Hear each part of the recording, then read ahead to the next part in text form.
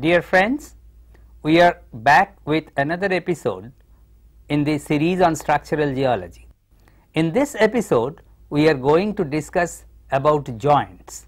Joints are brittle fractures, but not necessarily due to the application of directed compressive stress. Some of the joints that we observe on rocks, the joints that we observe in rocks are products of primary deformation, that is, they develop in a rock during the crystallization of magma either at depth or on the surface.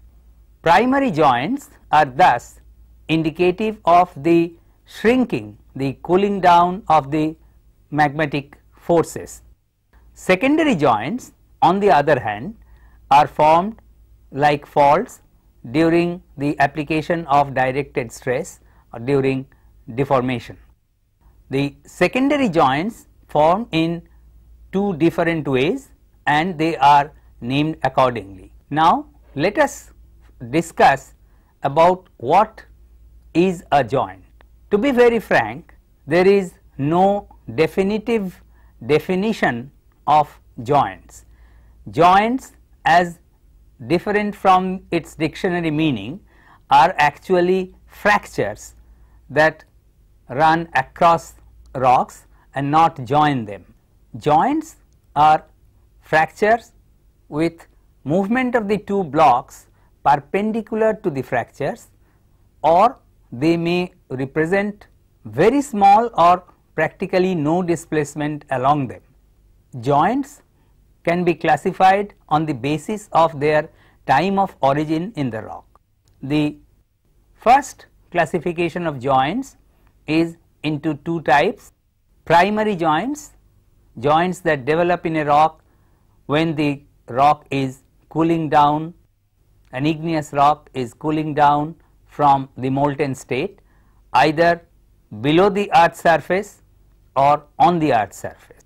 Joints may be also produced immediately after cooling and exposure to the aerial erosion, the weathering processes. So, without any application of directed stress. Thus, joints that are named or classified as primary joints may form either during the cooling or immediately after cooling when subjected to erosion. The second variety of joints that form as a result of application of directed stress, secondary joints or diastrophic joints, are fractures that may form in two different ways. We will be discussing in some detail about the orientation of the joints in relation to the direction of applied stress under the principles of rock deformation, how they form. Secondary joints may form either perpendicular to the applied directed stress, in that case they are called tension joints, or they may form in a similar way as faults, that is parallel to the planes on which the shear stresses are maximum and form as shear fractures. Primary joints, let us now go on to describe some of the varieties of primary joints. In plutonic magmatic bodies, as the magma moves up, joints may develop perpendicular to the direction of movement or parallel to the rock boundary, parallel to the boundary of the pluton. Thus, they are called flat lying joints. There may be primary joints in a pluton that develop parallel to the direction of movement of the magma, which are known as longitudinal joints. They may develop perpendicular to the direction of movement of the magma when they are called transverse joints. Those primary joints that develop in a plutonic rock when it is being emplaced at an angle to the direction of movement are called oblique or diagonal joints. When a magma comes to the surface and flows in the form of a lava or intrudes as a seal at a very shallow depth, when it cools, a number of points or nuclei of crystallization develops on the moving lava or the seal. The contraction during cooling develops several polygonal joints, several sets of joints, breaking up the surface of the rock into a number of polygonal system of joints, resulting in hexagonal column. The exposed joints, columnar joints, they appear as if somebody has chiseled out these columns out of the solid rock. At the Antrim coast of Ireland, the Giant's Causeway is possibly the best example of columnar joints. Columnar joints can also be observed in the coastal regions of Karnataka off the coast of Mangalore, where the Deccan traps have been cooling very quickly and producing columnar joints. While on the subject of primary joints, the next type of joints that we will be discussing are the ones that are produced especially on plutonic rocks during erosion or exposure to the weathers. In rocks, especially granitic rocks, the surface gets heated during the day and gets cooled during the night. This alternate heating and cooling causes the formation of joint planes or fractures that sculpt or model the surface of the exposed granitic pluton. The granitic pluton, by the development of these fracture planes due to weathering, are gradually peeling off, and become more and more rounded. Because of this development of joints due to alternate heating and cooling during the day and the night, the joints that develop are called sheeting or exfoliating joint. Exfoliation is the process by which the outer shells of the granitic pluton, they peel off like the peeling of onions. The primary joints produced in a rock either during crystallization at depth in plutonic rocks or at the surface in the form of columnar joints, or subsequent to the cooling due to weathering and erosion, alternate heating and cooling producing sheeting or exfoliation, are characteristics of igneous rocks. We next move on to joints developed as a result of deformation or applied directed stress. We will first discuss how they form. Joints, as we have already discussed, are fractures with movement, slight movement perpendicular to the fracture plane and with practically no displacement along the fracture plane.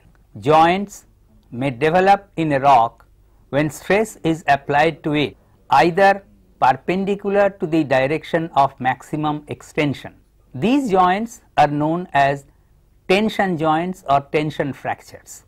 Joints may also develop in rocks as a result of applied directed stress parallel to the planes of maximum shear stress as a conjugate set of fractures with an angle of approximately 60 degrees between them, and this angle is bisected by the greatest principal stress axis. These will be clearer when we discuss the principles of rock deformation later. The conjugate sets of joints developing parallel to the planes of maximum shear stress in response to applied directed stress are generally developed in pairs. However, it is not always that both the sets are present. A single set may also develop. The extension joints are of two kinds. Extension joints that develop perpendicular to the direction of maximum tension as a result of applied directed stress. They may be planar fractures, or they may appear as lenticular fractures which are later filled up by material coming up from below. The latter, the lenticular fractures, are also known as gash fractures or tension gashes. The tension gashes usually are related to major shear planes or shear zones like fault planes. We will be shortly describing the relation between them, and because they are displaced by these shear zones, the sense of displacement along these shear zones, these tension gashes generally assume a carved shape, either Z or S shaped or dextral sinistral, as discussed during folding and faulting. The tension gashes, the sinistral and dextral tension gashes, and another set of tension fractures that develop with relation to faults are very good indicators of the movement direction along the faults or shear zones. Now we will be discussing some of the features that develop on joint surfaces, both primary and secondary, before we move on to the relation between joints and other secondary structure, other diastrophic structure. Now that we have seen how joints may form in a rock at the primary stages, that is during crystallization of magma or lavas, and by weathering without any application of directed stress, and then during deformation during application of directed stress, we will move on to the relationship between the secondary joints or diastrophic joints and other secondary structures like folds and faults. But before going into that, let us discuss some of the features found on the fracture surface or joint surface. On the joint surface, several lines appear to be radiating from a point or radiating from a central axis. These lines on a joint surface are very well developed in fine grained and homogeneously composed rocks like basalt, an igneous rock, or in shell, clay stones and mudstones are sedimentary rocks. These feather like structures radiating from a point or a central axis are known as plumose structures because of their similarity to a bird's feather. The lines are also known as hackles, and the structure sometimes referred to as hackle plumes. These hackle plumes and the ribs that develop across them, they are indicative of the progressive development of the joint surface. Next, we move on to the relationship between joints formed by diastrophism or secondary joints and other structures formed by the application of directed stress like folds and faults. Faults are shear fractures, and while they are developing, there may be a set of tension joints developing together with it simultaneously during the same deformation.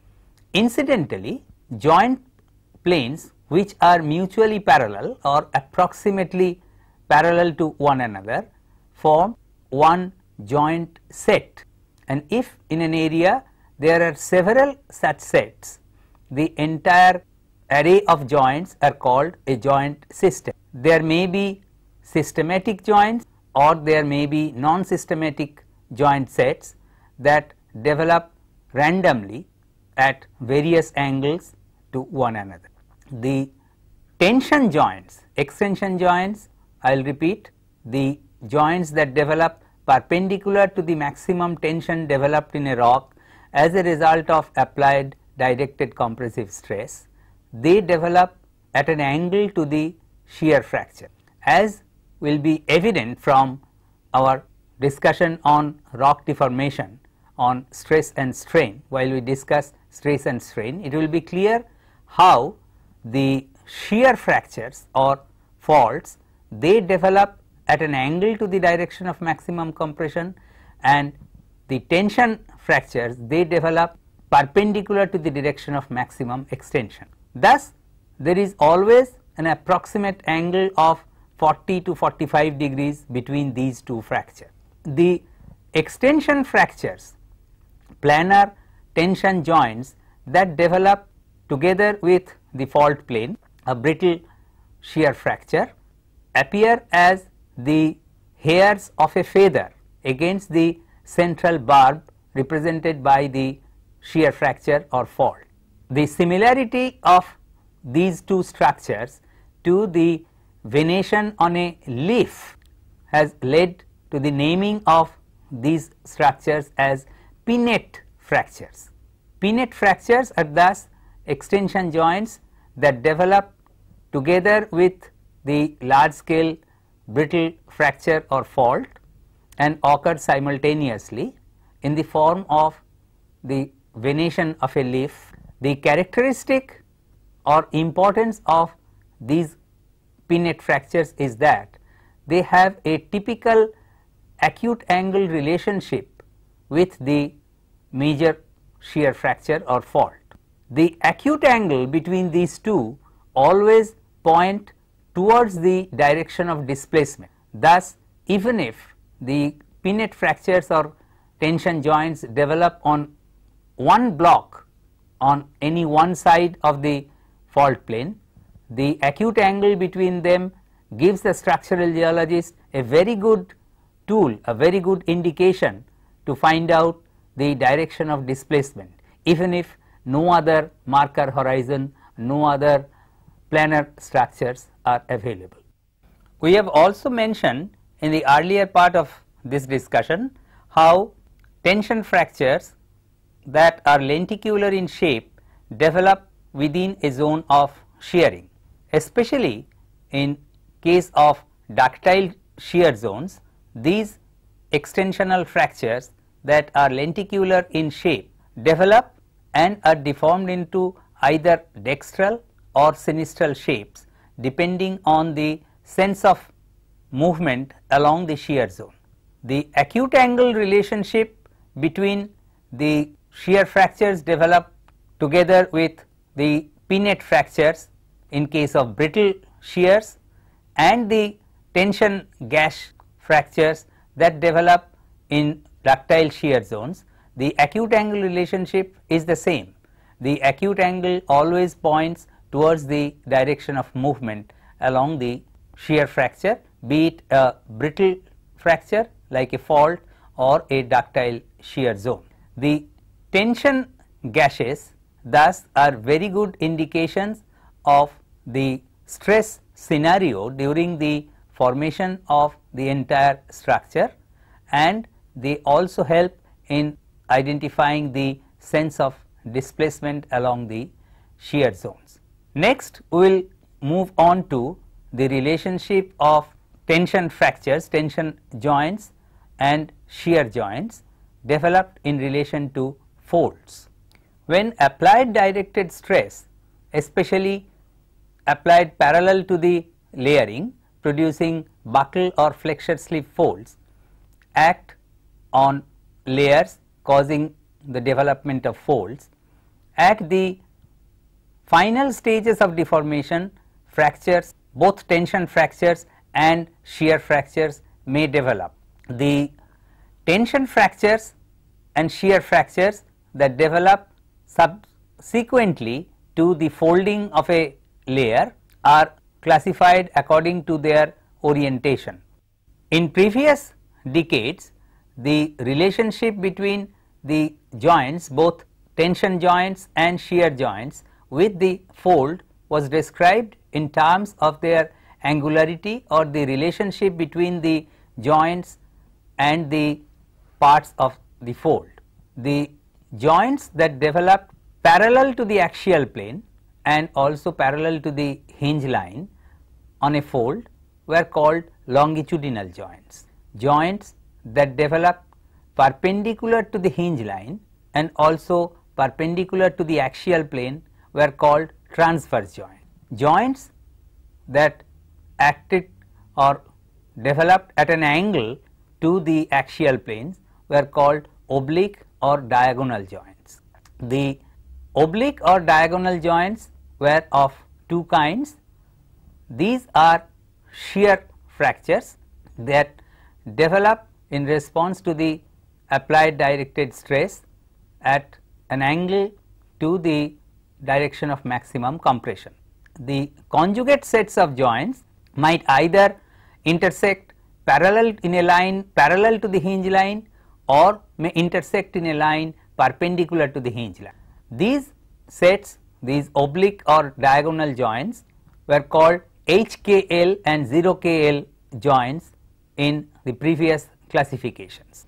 In modern terminology, the terms longitudinal transverse and oblique or diagonal joints have been replaced by AC joints, BC joints and oblique fractures.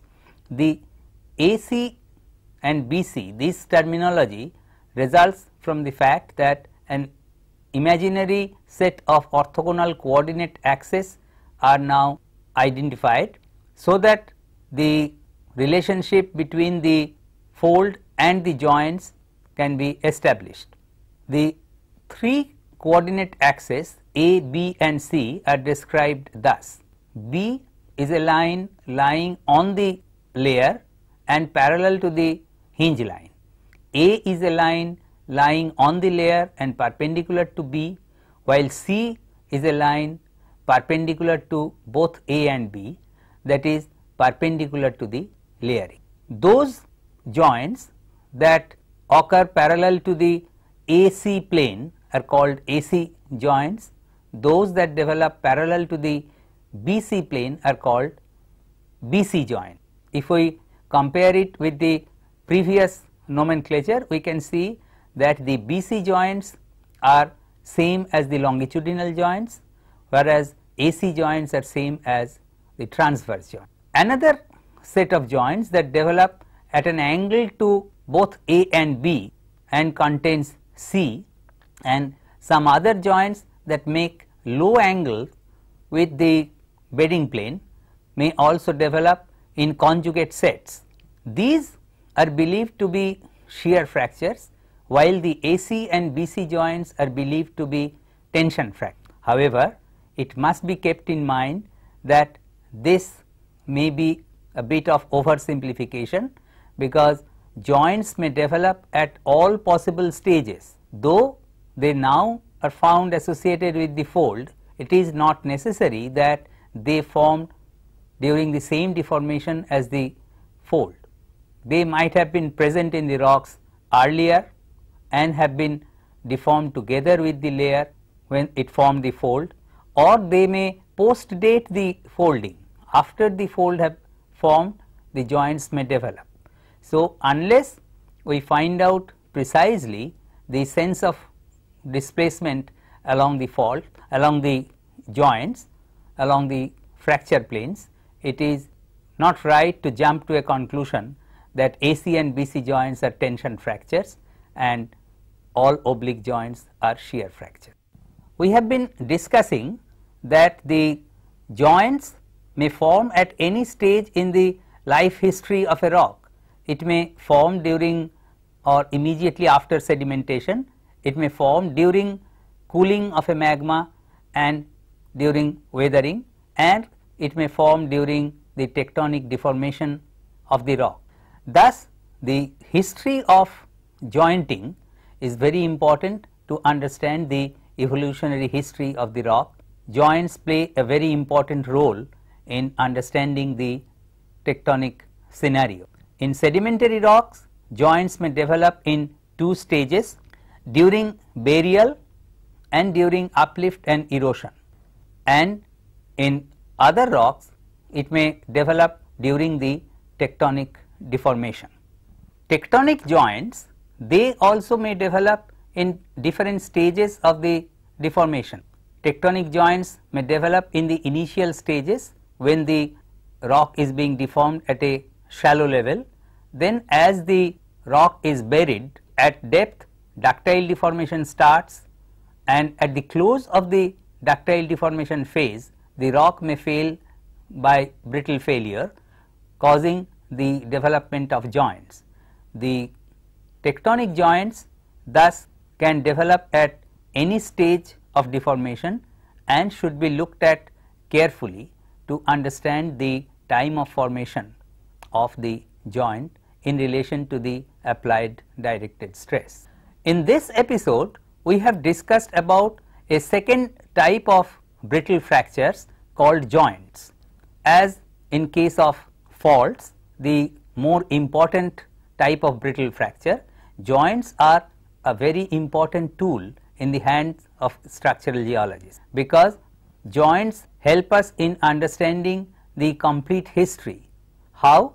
We have seen in the discussion that joints may develop in a rock at all possible stages. It may form in a sedimentary rock during burial, it may form in a sedimentary rock during uplift and erosion, it may form in an igneous rock during cooling at depth or at the surface, it may develop on a plutonic rock when the plutonic rock is exposed to weathering and erosion. Joints may form in different stages of tectonic deformation before the folding or ductile deformation starts, during the ductile deformation stage, or post dating the ductile deformation stage. Thus, the careful study of joints and their surfaces, the displacements along them, helps a structural geologist to identify the complete history, the complete tectonic history of the area where the rocks have developed. Now that we have discussed about all the structures that form in a rock either in the primary stages or during tectonic deformation, the ductile structures, the brittle structures, and how they are related to one another, we will now move on to, in our next two episodes, on the concept of rock deformation, the principles of rock deformation. We will first be discussing about the stress and strain conditions, the basic principles of it, and then we will move on to the factors that control rock deformation in some detail.